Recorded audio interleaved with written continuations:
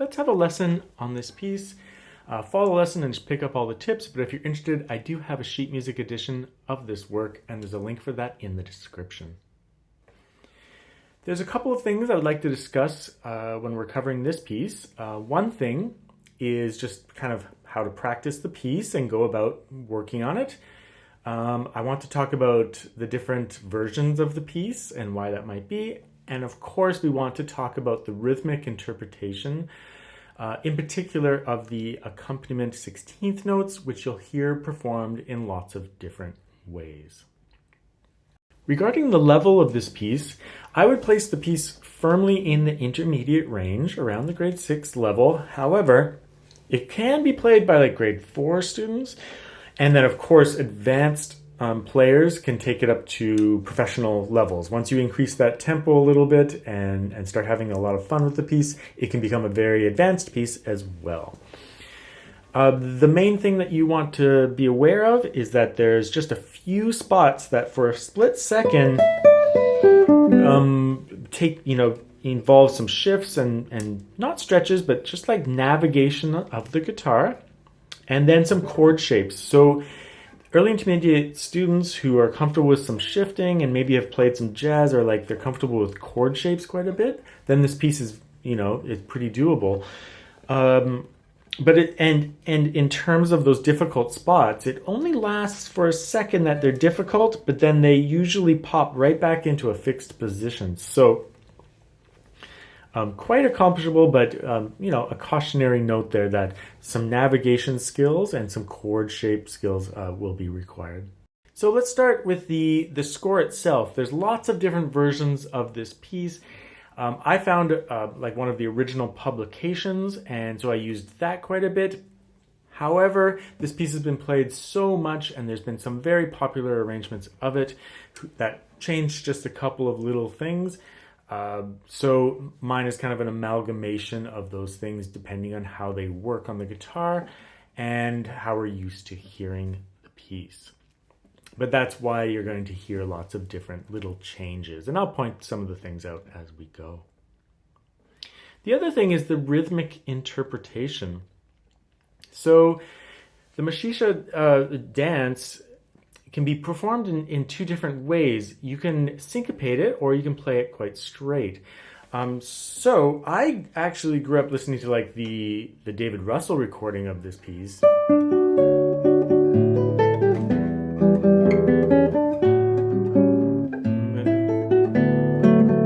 So where the 16th notes are played quite straight. But this dance allows the performer to kind of decide on how they want to do it. And so a much more popular interpretation these days is to syncopate that rhythm.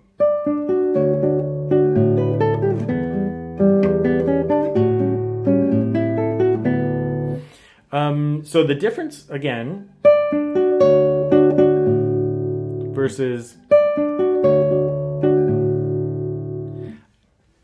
it's written in straight 16ths, but it can be interpreted in syncopated rhythm or straight.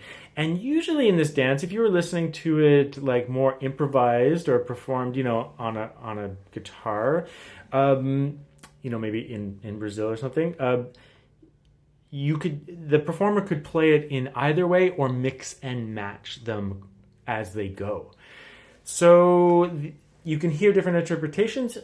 You can play it all syncopated from start to finish, or you can kind of choose where you're going to do it. And I'll point that out as I do a walkthrough of the piece. So my recommendation to you is to have fun and experiment. If you're unsure of yourself, you can follow your favorite recording. Listen to David Russell's recording of this work. That he plays it kind of as written.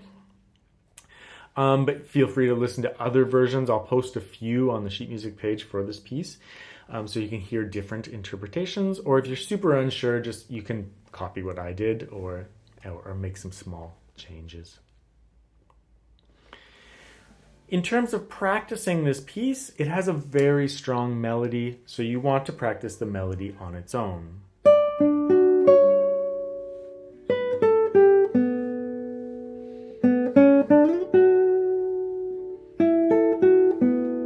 And just practice it as a beautiful melody. Practice it much slower. This piece sounds great slow or fast. But just practice that melody until you have it really smooth and the way that you want it, really nice and silky, before adding the rest of the notes in. That'll give you some context of what you're trying to do with the piece. Although there's lots of fancy rhythms and you could pound out a lot of things, in the end, it's a very melodic piece.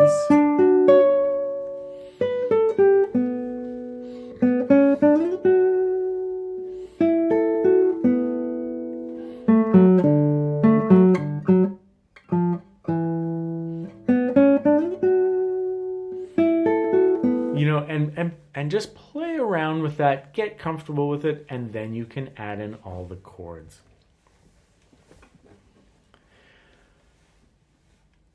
Once you've added in the chords, you'll have to make a decision about how you'll interpret that rhythm. But today, I'm just going to walk through the piece the way that I performed it, and I'll just kind of discuss it as I go. I'll go much slower than my performance. So I'm syncopating.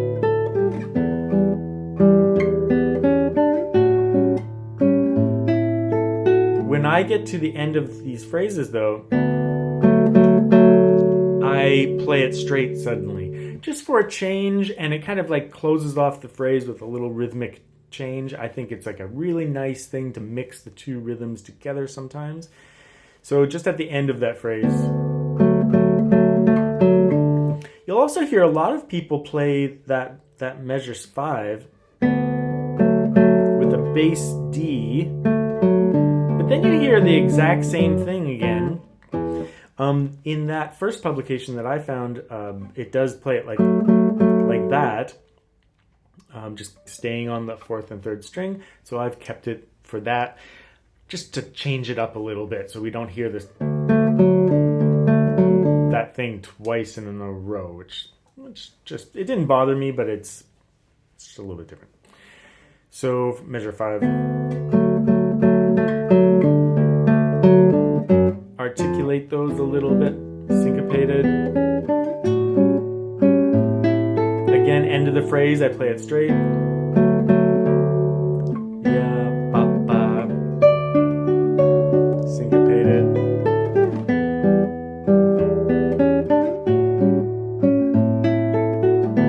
Straight.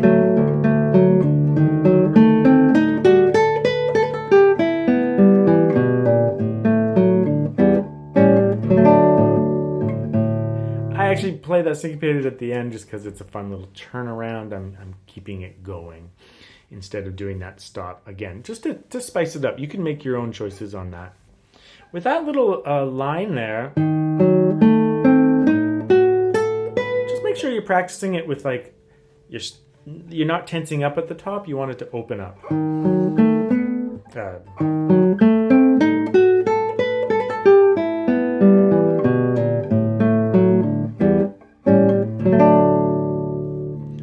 Second ending. Now in the second half, I decided to play it straight, just to again create a little bit of a change. It's a new section. Playing that straight makes sense to me. Then I syncopate, straight, syncopate.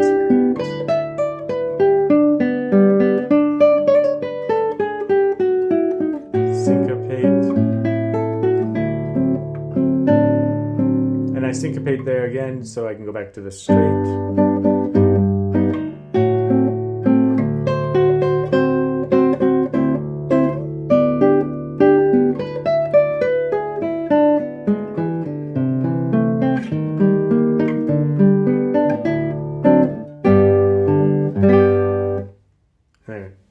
You either repeat or you go to the second ending.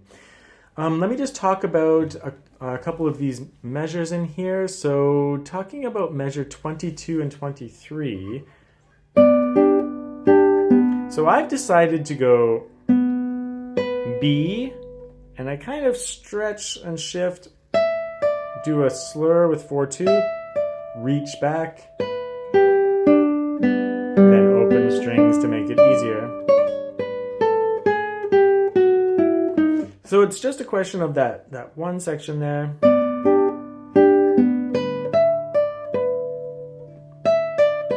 When you're practicing it at home, I just recommend you just practice it in really clear chunks.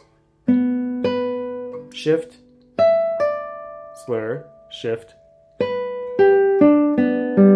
Maybe later on you'll do a little bit of a stretch thing, depending on your comfort with stretches.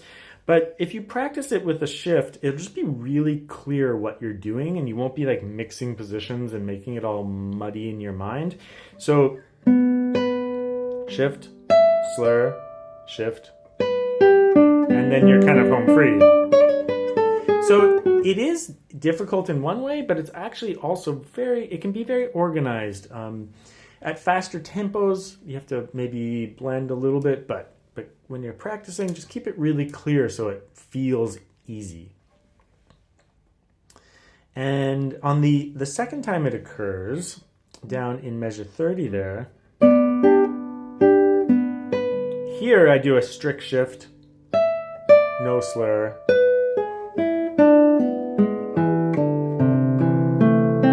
When you get these chords, get the bass note first.